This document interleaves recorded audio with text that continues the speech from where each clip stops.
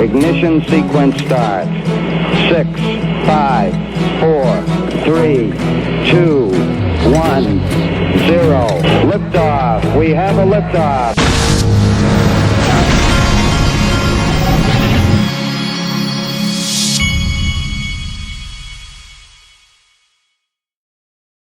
Hey everybody, this is the Digital Asset Investor. I just bumped into something that is very huge, and I did not expect it. I was preparing a video for you guys, and I did not see this coming. It hit me right between the eyes, and then I had to go scramble around and look and see if I was seeing what I was seeing, and it was confirmed by someone on Twitter for me. I'll show you. I wanted to make the point today, and this is what I was researching. I saw today that there was an article that Google was no longer going to ban crypto ads. And especially those of you that are new to this market, I wanted to illustrate a point, and that is that the roller coaster of emotion in the crypto world is it can be pretty tough on a lot of people that don't understand it and aren't used to it. And so I wanted to show you what happens time and time again, and I wanted to have you take a step back with me and understand when these things come about. What's important is the big picture. Don't ever get focused in on all these little these articles that they come out with that are usually intended to scare you, and so. But they're here all the time, and so it's important. I wanted to illustrate this point. So this was back in March, and this article came out March 15th, 2018. Crypto market sees a drop on Google crypto ad ban FUD despite adoption. Now this article is one where they were being honest about it, and they called it FUD right there in the article, that this is just your typical stuff. But most of the mainstream articles were more like, oh no, Google drops crypto ads as if it's going to happen forever, and as if this market is totally illegitimate because they're dropping crypto ads. When the truth is, all that they were really referring to was to some of these scam ICOs that were completely illegitimate, where people were coming out trying to raise money and there was no company there, and then they would just disappear. That's what they were really trying to solve a problem for. But that's not the way that it was really presented by a lot of these companies.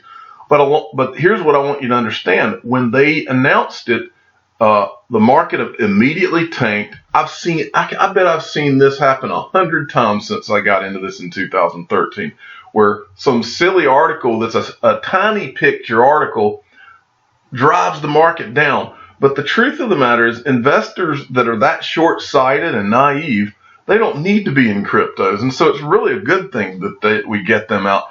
If they stay out, because they need to stay out. Anybody that's small-minded enough to see one little article that means nothing like this and then immediately sells, they probably have no business investing in anything, because that's not a very sophisticated investor if they are investing and they're that emotional about every little article. And they didn't understand crypto at all. So today's article is this: Google ends cryptocurrency ad ban, but only for certain kinds of ads. So CNBC, of course, has to put a slant that's a little negative on it. But the point is that it's all BS. That's what it was. And those of us that have been following this for a long time, we knew it was. And so, anyway, I wanted to just show you that.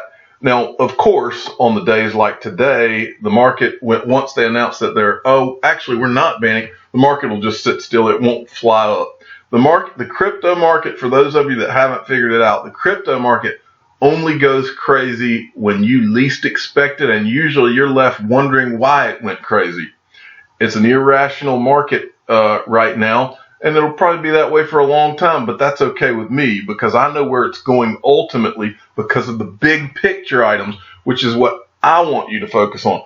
Stop focusing on these little day-to-day silly ads that mean nothing. The things that are huge, and what I'm about to show you is what's huge, and I will keep putting this in front of you, because these are the huge things. The biggest one for the market overall being backed. If you haven't done it already, go to bakkt.com. This is the New York Stock Exchange. This is their cryptocurrency exchange that they are opening in November, according to them. You need to put your name and information in here, and you need to sign up for information from this exchange, because this is what mainstream traditional investors, when this flag goes up, that is the like the flag at the beach. It's a red flag when it's not safe to go in the ocean. I can't remember. I think it's a yellow flag when it's safe. I may be wrong on that, but anyway, this is the flag. This is going to be the flag that says, okay, cryptocurrency is legitimate, it's safe, you can come in now. And that's when institutions and average investors who have been told by their broker for the last 4 years that cryptocurrencies are a scam, that's the day that they all realize it's not a scam and that we were right. And we've been right all along. Okay. But the other thing that's huge is about Ripple itself. Now, this is what happened this morning when I got on, or just now, when I was researching, when I was looking at these articles, I came over to Ripple because the two huge things I wanted to point out, one was backed, which represents the overall legitimacy of the market itself, of cryptos and digital assets in general. But for we Ripple XRP holders, this is Ripple's website, and I wanted to go over XRapid because XRapid is going live, according to Ripple and several companies they work with. That will be the first product in the history of the world that uses a digital asset where you actually have utility, a use case. So I come here, and this is even bigger than I thought it was going to be when I showed you this. I come here for the first time since I have come to Ripple's site. And I've been to Ripple's site hundreds of times over the last 4 years. For the first time, what used to be right here was Xcurrent, which is Ripple's software that does not use digital assets. And then they had two products besides that, XRapid, which is their product that uses XRP for settlement, and then XVIA, which they haven't talked about a lot, but I believe it used XRP as well. But XRapid was here. They showed 3 products. Well, remember, we're going into their annual conference next week, and there was an article or rumors, I remember a week or two ago, where they said that they were going in the direction of merging all of the products. And here's how big that is for you and me. If they're talking about the merging of all of their products, that means that XRP is just used by default. I mean, if they're going to merge those 3 products and one of them uses XRP and they're merging all of that into one, now don't quote me on that, but this, I want to take you one by one and let you see. First, let's go to global payments. Okay. One frictionless experience to send money globally. Global Payments Network talks about global payments, how RippleNet works. Then you go down to on-demand liquidity, but it doesn't lower operational costs. I believe when I look at this, what I see is they're taking the separate products out of this. This looks like the first step of the merger of the products.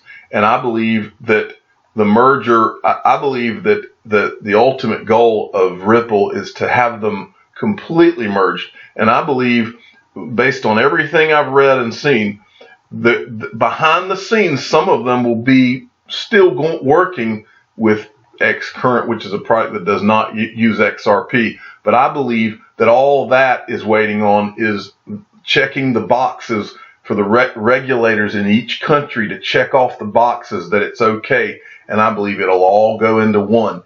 And if the world is doing that, our lives change forever. Period. Our lives are going to change forever, even if none of this happened. Our lives are going to change forever because of traditional investors alone. But the combination of that and this, which they're both going to happen, is going to change our lives forever. We will not, and I'm talking about people that hold a reasonable amount of XRP. There will be no looking back. Okay, So anyway, I was looking at all this and I could not find the products and the differentiation.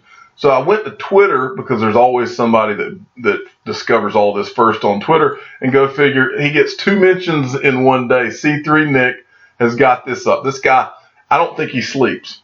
He says the official Ripple website does not distinguish between Xcurrent, XVIA, and XRapid anymore. It is presented like one comprehensive solution. This is monstrous, people. This is huge. So get ready. All right, listen now, everybody. You know that you can go get the LedgerNan OS in the description of all my videos to store your digital assets safely. I've also talked about the WireX payment card. You can go in the description of my video and go get one of those too. Now, I found this pretty awesome video. This is one of the people that works at WireX, and he takes you around London and shows you how he uses his WireX card to how he sends and receives cryptocurrencies, and how he actually uses the WireX card to buy things around London. Very interesting. Type in on YouTube, type in using WireX in and around London, and you'll see it. Really cool video. As usual, I don't show you the videos because that's how I get copyright hits on YouTube. Well, thank you for listening. I am the digital asset investor. I am not an investment advisor. This is for entertainment purposes only. Please subscribe, hit the like button, tell your friends and family about my channel. I really appreciate everybody watching.